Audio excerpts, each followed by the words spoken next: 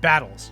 In many ways, they are the fiber that holds together pretty much every role-playing game experience. Whether you're clashing with dragons, fighting massive giants, or even duking it out with your fellow man, there's tons of stuff and tons of great things that you can do with battles. However, if you're a fan of the channel, you know that I think combat and battles in general should be run like a puzzle. And that's exactly what we're going to be talking about today, so that your combats feel more like this and less like this. Hi, I'm Kyle, I'm the Dork, you're watching Desks and Dorks. So, a couple quick things. Please make sure that you like, share, comment, subscribe. Also, if you like the content and you really want to support us, best way to do so is to purchase our games. Our most recent game, You Have Always Lived in the Lighthouse, is now available for purchase in PDF form, which means if you are interested in a two-player, wonderful little storytelling game that uses a deck of standard playing cards in place of dice, and you want to have a GM-less, horror-themed two-player experience like that, you can go ahead and you can actually pick it up at the itch.io link below. But enough of that, let's talk about how I think combat should be like a puzzle. Really good combat is always like a puzzle, and one of the best ways that you can make it so is by using your environment. This is something that I see experienced GMs use and do regardless of the system that they are running and regardless of the type of game that they are in. And it's something that I think you can use to punch up your combat as well. So when I'm talking about using your environment, there's a couple different things that I want you to make note of. And we're actually going to see what this looks like in a couple seconds. But again, the first thing is that you want to, A, allow for multiple avenues of success. This should feel like a more open-ended puzzle than it should something that has a set answer. This is something that I see amateur GMs do and beginning GMs do all of the time. If you think about combat like a math problem, it's much easier to think about it like a word problem with multiple solutions and multiple ways to get to a solution than it is a simple equation of 2 + 2 = 4, right? Players should have multiple points of ingress and egress, and what I mean by that is if you go back to that original dungeon, part of the issues that a lot of people have when they are running combat, particularly at lower levels, is sometimes inexperienced GMs will put them in a place where there's really only one entrance and one exit. This a lot of times means that if the players have a bad combat or a bad couple turns of combat, they can get wiped out really easily and it can feel arbitrary rather than engaging. Two, your environment should, but second to last, your environment should inform the fighting that your players are doing. For example, if you are fighting on a volcano, that should look a lot different than if you are fighting in, say, the catacombs underneath a major city.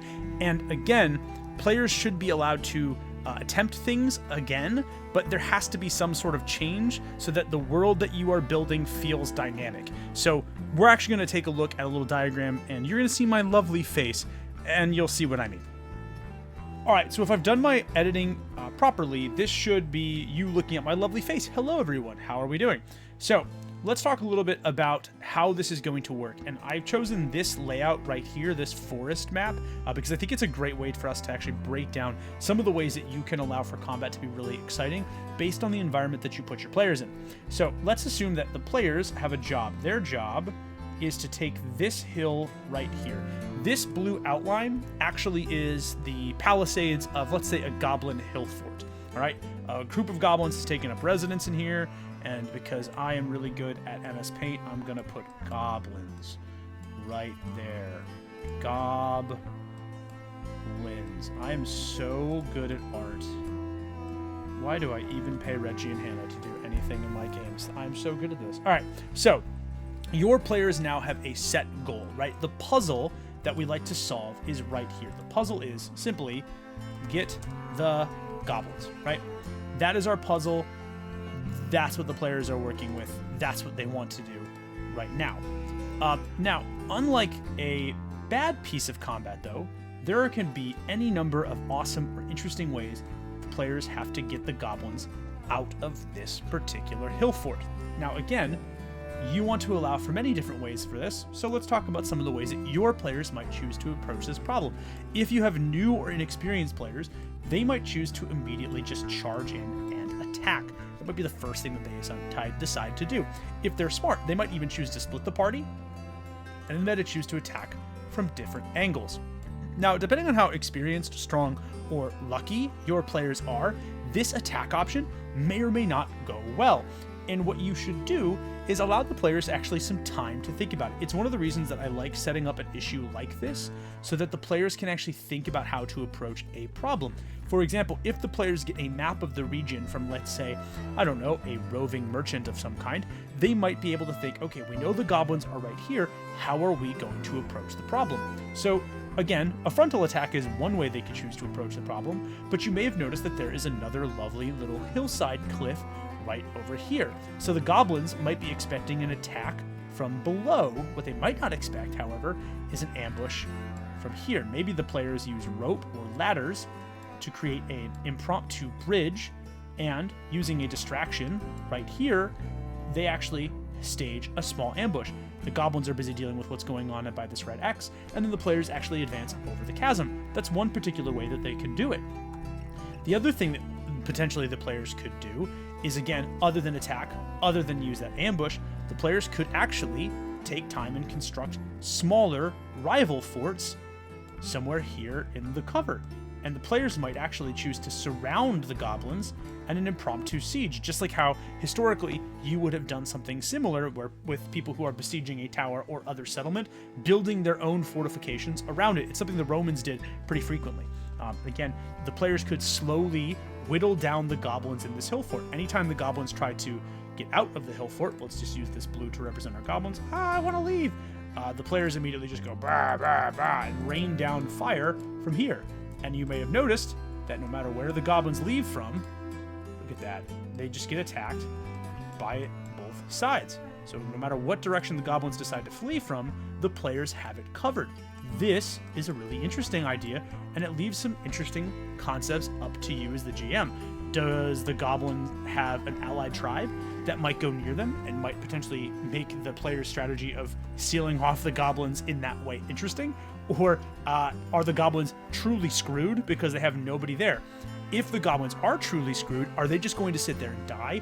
Or are they going to negotiate with the players? Are the players going to attempt to have diplomacy now with those goblins? If you see where I'm getting at with all of these different options and permutations, this is a very simple problem. The problem is get the goblins off the dang hill. However, all of these different ways could result in a number of different things. A frontal attack by the players might result in multiple players dying, whereas sealing up the goblins with our forts might result in the players having to negotiate with the goblin chieftain and potentially getting new allies or goblins that owe them a debt. So again, you want to allow for multiple different types of solutions. But again, let's say that things don't go well for the players. You may have noticed that this map has multiple ways of ingress and egress, which means, like, let's say the frontal assault doesn't go well. Players can piece out from any number of these directions. They can go 1, 2, 3, 4. There's 4 paths. The players could scale these cliffs. They could piece out through the woods. They could attempt to hide in the underbrush right over here. There's a number of different things the players can do to get out of a problem situation. And this means the players are A, less punished for making a mistake, which is huge because you want to encourage some amount of experimentation for a combat encounter of any kind. And it also means that the players and the enemy have multiple ways to make up for problems or poor dice rolls or different things of that nature. It's one of the reasons you want to make sure that you're using your environment to your advantage during a combat encounter. We also talked earlier about how your environment should inform the fighting. Now, I talked about these cliffs being a potential issue, right? A frontal assault up a cliff, probably not a good idea, but maybe using a ladder bridge like we talked about earlier could be an interesting concept. But there's other stuff too. Trees like these ones are natural cover, and especially if you have stealth inclined players, they can hop into any one of those trees or bushes, and that could inform the fighting. You could actually start with a frontal assault that goes very, very poorly, and then have it become a skirmish in the woods with both sides ducking and diving for cover and hiding in the underbrush.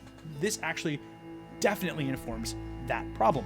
Now, let's talk about allowing for multiple chances. In the event that the frontal attack that we talked about goes very poorly, the players charge in, it does not go well, and they wind up fleeing through the next available exit. They get out that way. So what happens as a result? The players still have this problem. They still have to get the goblins. But how are we as game masters going to make the world feel more dynamic? Well, there's a couple different ways that you could do it.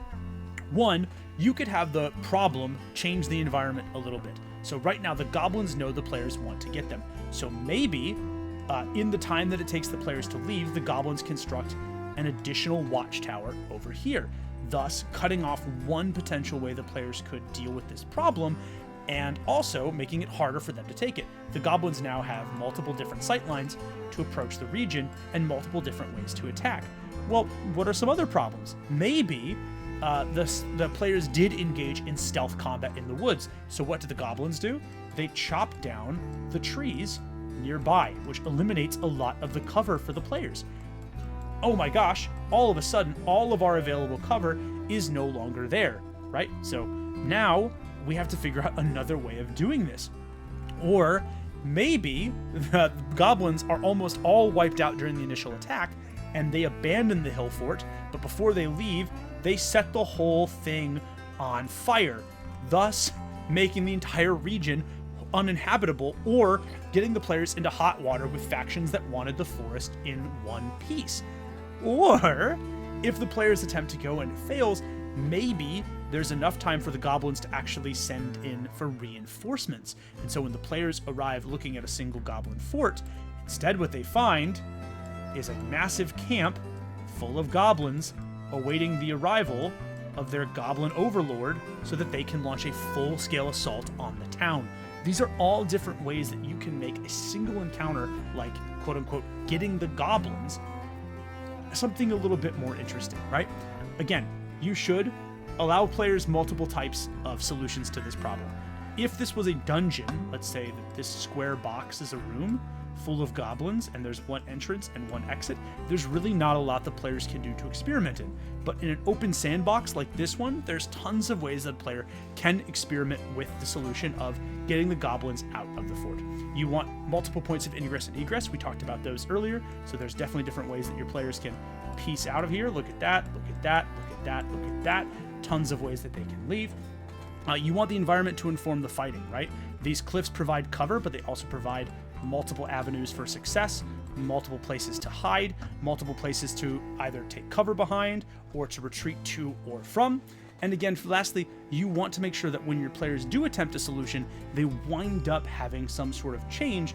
If they come back having not completed it the first time around, that's going to make your world feel lived in, and those consequences are going to lead to greater player buy-in as your games continue. I hope you all like this. I hope this was informative for you guys. I have talked at length before about my combat wanting to feel like a puzzle, and I think this is the best way that I can explain it. I'm going to just reiterate it one more time. You should, and I'm just going to switch over to this, you should allow for multiple avenues of success. Players should have multiple points of ingress and egress. The environment should inform the fighting. And last but certainly not least, players should be able to attempt things again, but there has to be some sort of dynamic change. It's what's going to make your world feel that much more lived in. Now, that's going to be it for today. I hope you all appreciated this. Hope you all enjoyed it. I hope if you like this format of me using maps and, I guess, images to talk about certain concepts in role-playing games. I know I've talked at length about combat needing to feel like a puzzle, but I realize that's kind of an esoteric thing, and so hopefully this was informative and useful. If you like this, please let me know in the comments below. I'd be happy to make more videos like this. This was pretty fun to make. But again, Kyle out for Desks and Dorks. Make sure to like, share, comment, subscribe. It helps us out immensely, and if you really want to support us, chuck us a couple bucks and get yourself some of our wonderful PDF games there in the description below. But until next time,